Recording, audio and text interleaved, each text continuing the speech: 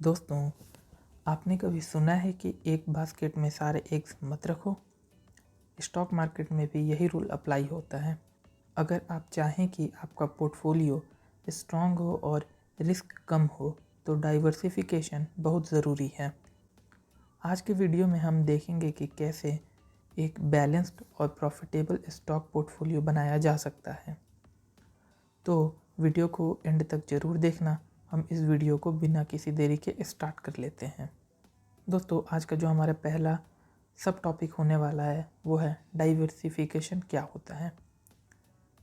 Diversification का मतलब होता है कि अपनी इन्वेस्टमेंट को अलग अलग एसेट्स और सेक्टर्स में बांट देना।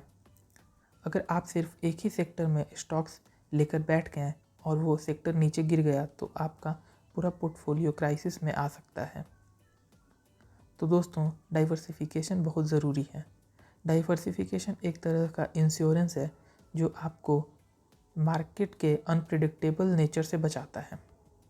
एक अच्छा इन्वेस्टर वही होता है जो मार्केट के हर सिचुएशन के लिए रेडी होता है। डाइवर्सिफिकेशन आपको प्रोटेक्शन भी देता है और लॉन्ग टर्म गेंस भी। हम लोग एक एग्जाम्पल से समझते हैं।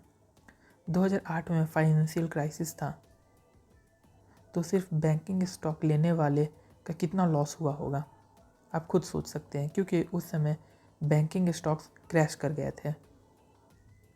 अगर वही उसी टाइम किसी इन्वेस्टर ने अपना पोर्टफोलियो को डाइवर्सिफाई किया रहता तो उन्हें उतना लॉस नहीं होता। अगर एक सेक्टर गिरता है तो दूसरा सेक्टर आपके पोर्टफोलियो को सपोर्ट कर सकता है। अगर आप सिर्फ आईटी या फार्मा जैसे स्टॉक्स लेके बैठ गए और गवर्नमेंट ने नया रूल ला दिया जो उस सेक्टर के अगेंस्ट है, तो आपका पोर्टफोलियो गिर सकता है, जिससे आपको ठीक ठाक लॉस देखने को भी मिल सकता है। इसीलिए कई सेक्टर्स हैं, अलग अलग सेक्टर्स में हम अपने पोर्टफोलियो को डाइवर्सिफाई कर सकते हैं, जैसे कि banking, FMCG, IT, pharma, infrastructure जैसे अलग अलग सेक्टर्स में हम इन्वेस्ट कर सकते हैं। हम एक और एग्जांपल से समझ सकते हैं 2020 में कोविड पैंडेमिक के टाइम का। उस समय फार्मा और आईटी सेक्टर ऊपर गए थे, बट जो रियलिटी सेक्टर्स हैं, हॉस्पिटैलिटी हैं, एयरलाइंस हैं, वो नीचे आ गए थे। तो उस टाइम पर किसी इन्वेस्टर ने अगर हॉस्पिटैलिटी और एयरलाइन सेक्टर में इन्वेस्ट किया होता तो उन्हें काफ़ी लॉस देखने को मिल सकता था। लेकिन अगर किसी ने डाइवर्सिफाई करा होगा अपने पोर्टफोलियो को तो उन्हें उतना लॉस देखने को नहीं मिला, क्योंकि फार्मा और आईटी सेक्टर के स्टॉक्स ने काफ़ी अच्छा परफॉर्म किया था। तो दोस्तों, ये एक सेक्टोरियल डाइवर्सिफिकेशन का एग्जाम्पल था। हमारे पास अलग अलग तरह के डाइवर्सिफिकेशन होते हैं, जैसे कि sectoral diversification, asset class diversification. साथ ही साथ हम लार्ज कैप, मिड कैप और स्मॉल कैप सेक्टर्स में भी अपने पोर्टफोलियो को डाइवर्सिफाई कर सकते हैं। अभी हमने सेक्टोरियल डाइवर्सिफिकेशन को देखा है, अब हम एसेट क्लास डाइवर्सिफिकेशन की भी बात कर लेते हैं। सिर्फ अच्छे स्टॉक में पैसा डालना सही स्ट्रैटेजी नहीं है। आपको अपना capital debt fund, gold, real estate और इंटरनेशनल स्टॉक्स में भी इन्वेस्ट करना चाहिए। गोल्ड एक नेचुरल हेज है। जब मार्केट गिरता है तो गोल्ड का प्राइस जनरली बढ़ता है। दोस्तों, अब हम लार्ज कैप, मिड कैप और स्मॉल कैप डाइवर्सिफिकेशन की बात कर लेते हैं। अगर आप सिर्फ स्मॉल कैप स्टॉक में इन्वेस्ट करते हैं तो हाई रिटर्न्स का चांस तो है, बट उसके साथ साथ रिस्क भी बहुत हाई है, क्योंकि स्मॉल कैप से हमें रिटर्न तो मिल जाता है, बट कोई बैड न्यूज़ आ गई, अगर कोई नेगेटिव न्यूज़ हमें देखने को मिल गई तो स्टॉक मार्केट के जो स्मॉल कैप स्टॉक्स होते हैं वो धड़ाम से नीचे गिर जाते हैं as compare to mid cap और large cap. Large cap stocks stability देते हैं, mid cap stock growth potential रखते हैं, क्योंकि मिड कैप ही आगे जाके लार्ज कैप बन सकते हैं, और स्मॉल कैप जो स्टॉक्स होते हैं वो हाई रिस्क के साथ साथ हाई रिटर्न कैटेगरी में आते हैं। मतलब कि स्टॉक मार्केट में अगर हमें ज़्यादा पैसे कमाने हैं तो हमें अपने पोर्टफोलियो में मिड कैप के साथ साथ लार्ज कैप और उसके साथ स्मॉल कैप स्टॉक्स को भी रखना चाहिए। अब हम जियोग्राफिक डाइवर्सिफिकेशन की बात कर लेते हैं। अगर आप सिर्फ इंडियन मार्केट पे डिपेंडेंट हैं तो ग्लोबल फाइनेंशियल क्राइसिस या रुपी डिप्रिसिएशन का इम्पैक्ट ज़्यादा हो सकता है। इसीलिए थोड़ा कैपिटल इंटरनेशनल स्टॉक्स या ETF में इन्वेस्ट करना भी स्मार्ट मूव होता है। दोस्तों, ओवर डाइवर्सिफिकेशन भी एक मिस्टेक है। अगर आपके पास 50 से 60 स्टॉक्स हैं तो आप किसी भी स्टॉक को प्रॉपरली मॉनिटर नहीं कर सकते हैं। दूसरी मिस्टेक ये होती है कि कई लोग सिर्फ और सिर्फ पेनी स्टॉक में इन्वेस्ट कर देते हैं, क्योंकि उन्हें ऐसा लगता है कि पेनी स्टॉक है, मतलब अभी इसकी प्राइस काफ़ी कम है तो ये फ्यूचर में जाके 10 रुपये का जो शेयर है वो 1000 हो जाएगा, 5000 हो जाएगा। तो ऐसा सोच के कई लोग पेनी स्टॉक में भी इन्वेस्ट कर देते हैं। बट हमें थोड़ा इस बात का भी ध्यान होना चाहिए कि वो पेनी स्टॉक क्यों है, क्यों उनकी प्राइस इतनी कम है। कुछ तो कंपनी में ऐसा रहा होगा जैसे जो कंपनी पहले 400, 500, 1000 रुपये पे चलती थी वो आज 10 रुपये, 50 रुपये पे गिर चुकी है।